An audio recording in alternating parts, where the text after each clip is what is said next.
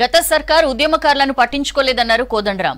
First time Telangana ఉద్యమంలో భాగస్వామ్యం లభించిందన్నారు. సీఎంతో సమావేశం తర్వాత కోదండరాం మీడియాతో మాట్లాడారు. చూద్దాం.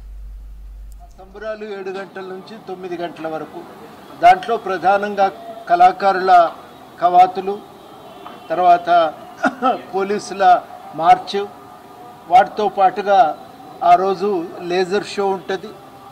తర్వాత తెలంగాణ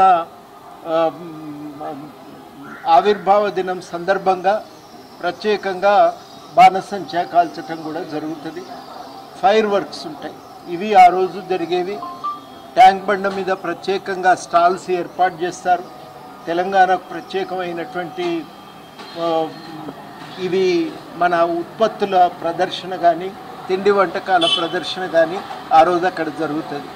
5 నుంచే అవి అందుబాటులో ఉంటాయని, 7 గంటల నుంచి కార్యక్రమం ప్రారంభం అవుతుంది. ఈ కార్యక్రమం సాయంకాలం దానికి ప్రత్యేకమైన ఆహ్వానం ఏమీ అవసరం లేదు, రావచ్చునని అందరికీ ప్రభుత్వం వారు తెలియజేయటం జరిగింది.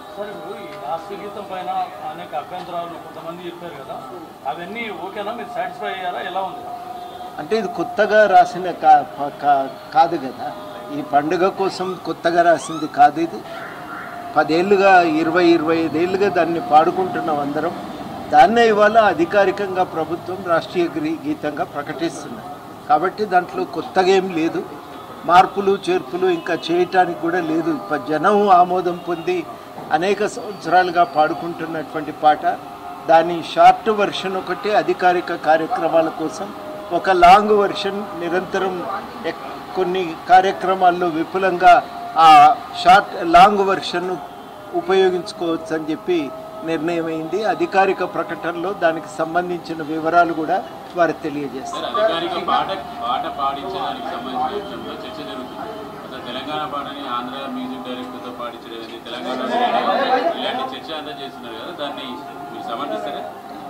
ఇప్పుడు చర్చ విషయం ఏంటంటే, పాట రాసింది ఎవరు?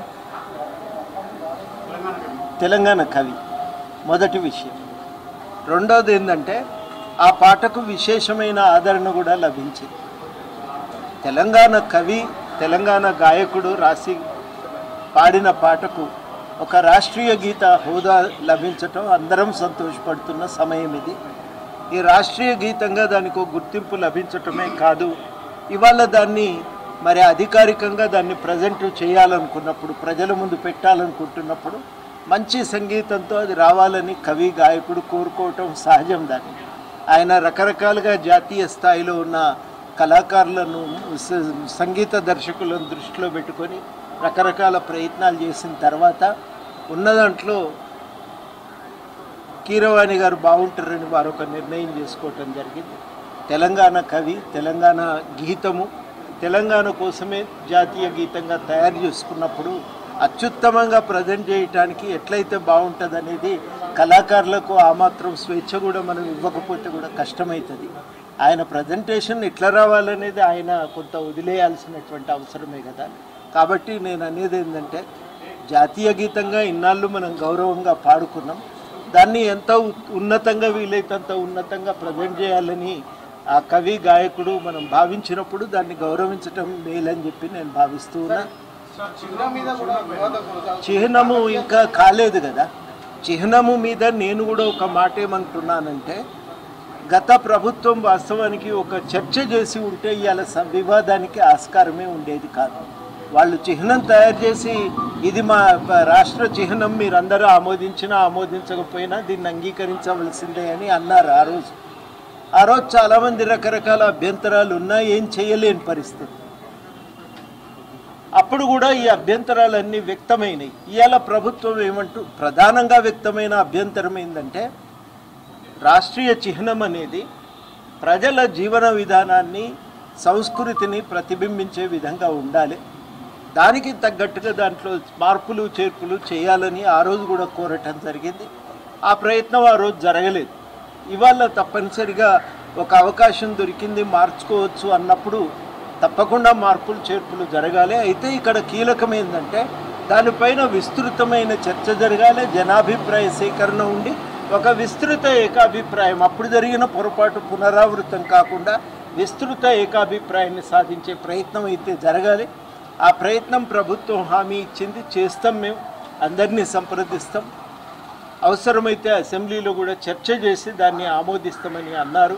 కాబట్టి ఒక ప్రజాస్వామిక పద్ధతుల్లో చర్చ జరిగి దాన్ని ఇంకింత మెరుగ్గా తీర్చిదిద్ది తెలంగాణ జనజీవితాన్ని కూడా ప్రతిబింబించే విధంగా మెరుగుపరుచుకునే ప్రయత్నం జరిగినప్పుడు అంత అభ్యంతరాలు ఉండవలసిన అవసరం లేదు. తొందరపాటున మళ్ళీ ఒకరిద్దరు కూర్చొని నిర్ణయించి ప్రజల మీద రుద్దితే తప్పైతుంది. అది ప్రజలందరి యొక్క సమ్మతితో పెంపొందించుకోగలిగితే ఉన్నతంగా ఉంటుంది. ఆ ప్రయత్నం చేస్తామని ఒక మాట ఇవ్వటం జరిగింది. నేను అనుకుంటున్నా, వ్యక్తిగతంగా నా అభిప్రాయం. ఎందుకంటే ప్రజల జీవితం దాంట్లో ప్రతిబింబించట్లేదు. మీరు ఏ లోగో తీసుకున్నా ప్రజా జీవితం ప్రతిబింబించాలి దాంట్లో, అది ప్రతిబింబించట్లేదు. 4 కట్టడాలను ఒక దగ్గర వేసినట్టుగానే ఉన్నది తప్ప కానీ ఒక ప్రజా జీవితాన్ని ప్రతిబింబించే ప్రయత్నం అయితే చేయటం లేదు. ఆ ప్రయత్నం చేయకపోవటమే ఇవాళ అందరికీ కలిగినటువంటి ఆక్షేపణ. రాచరిక మూలాలు వద్దనుకుంటున్నాం. మీరు ఆ పాటలో కూడా కాకతీయ కళాప్రభులు గోల్కొండ నవాబులు అనే పదాలు. నేను ఇప్పుడు రాచరిక మూలాలు అని అంటే తెలంగాణ చరిత్రను, వైభవాన్ని గుర్తు చేసుకునేటప్పుడు మొత్తం తెలంగాణ ప్రభావాన్ని అంతటిని కూడా మనం యాద్ చేసుకుంటాం. దాంట్లో ఎవరికి లేదు. నేను ఆ జోలికి, ఆ చర్చ జోలికి పోవటం లేదు. నేను అనేది ఏంటంటే ఉట్టిగా ఒక కట్టడాన్ని పెట్టడం కాదు, తెలంగాణ ప్రజా జీవితం ప్రతిబింబించాలనేదే నేను ప్రధానంగా కోరుకుంటున్నా. ఆ ప్రజా జీవితం ప్రతిబింబించే విధంగా లేదు కాబట్టి దాన్ని సవరించుకోవాలి. అందులో చారిత్రక కట్టడాలు ఉంటాయి కావచ్చు. దాన్ని తుది రూపం ఇచ్చినాక ఏ ఫామ్లో వస్తుందో మనకు తెలియదు. చర్చ అది కాదు. చర్చ ప్రజలు కూడా కనబడతారా లేదా అనేది చాలా కీలకం.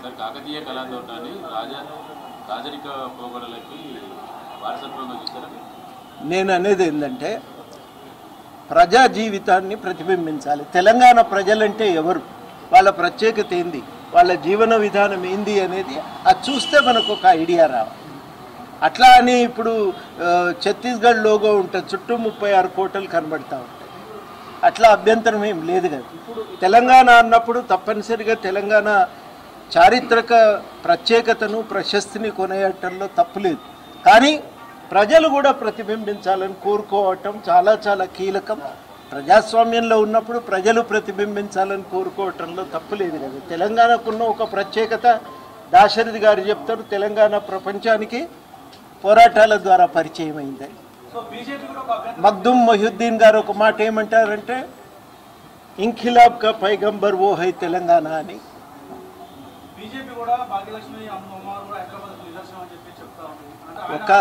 ఒక్క హైదరాబాద్ కాదు, మొత్తంగా తెలంగాణ జీవితాన్ని మనం ఎట్లా చూస్తాం. ఇది ఒక పోరాటాలకు గుర్తుగా నిలిచినటువంటి ప్రాంతం. ఆ పోరాటాలకు చిహ్నం అనేది అక్కడ కనబడాలి కదా. అనేక మంది అమరులైనటువంటి ప్రాంతం, అది ప్రతిబింబించాలి కదా. ఆ వాస్తవికత అనేది కనబడాలి కదా. ఇది నా దృష్టిలో చాలా కీలకం. తెలంగాణ సాయుధ పోరాటం కూడా ఈ తెలంగాణలో జరిగింది. దానికి సంబంధించినటువంటి జరణాలు ఉండాలనే ప్రతిపాదన వచ్చినట్టుగా అది కూడా మీకు సంబంధించినటువంటి దాన్ని ఏ విధంగా ప్రతిబింబించాలో కవి దాన్ని వివరణ కూడా ఇవ్వటం జరిగింది. ఇప్పుడు ఇది ఏంటంటే 10-25 ఏళ్ళుగా పాడుకుంటున్నాం. ఇప్పుడు దాన్ని ఏం చేస్తాం, దాన్ని అది మనం వచ్చింది వారసత్వంగా జనజీవితంలో భాగమైపోయింది. దాన్ని ఇలా అధికారికంగా గుర్తింపు దొరుకుతున్నది. అది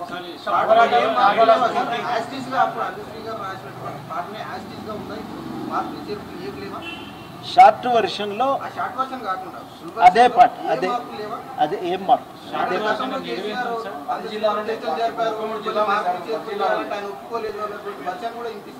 ఇంట్లో కూడా ఏం మార్పులు లేవు. ఆయన రాసుకున్న పాట